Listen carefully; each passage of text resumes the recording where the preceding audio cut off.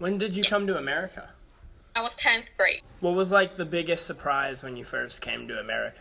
So at first, I was told that there would be like only like maybe 3 or 4 people who are Chinese, and then I was a little bit like exciting at the same time, kind of Nervous. afraid because like it's not my home country, and then my English that back then wasn't really good yet. So I was like, oh, how is it gonna to be? Like kind of like anxious and excited. And then when I got there, I found that at the school there are like the same people who transferred with me together. There were like 20 or 30 Chinese, and then I was like, wow. So there's like a big like Chinese group here.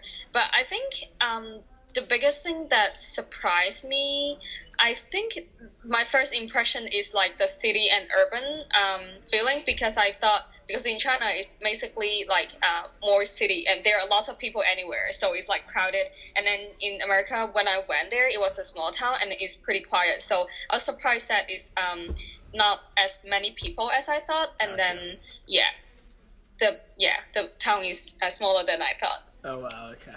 Yeah. When you were coming to America, was there anything that like was scary about like going to America? Like, how did you come to America? By plane or boat? Yeah, by plane. Okay. Yeah. So I think traveling wasn't scary because it was always excited for me. I think it was fun, just like go on a plane and then like visit some new places. I think one of the thing that like by the time that I was kind of like scared or anxious by was like when I like maybe like talk with people, or kind of like in class where when I use like English that I don't really like familiar with. Yeah. What kind of process did you have to go through when coming to America? Process.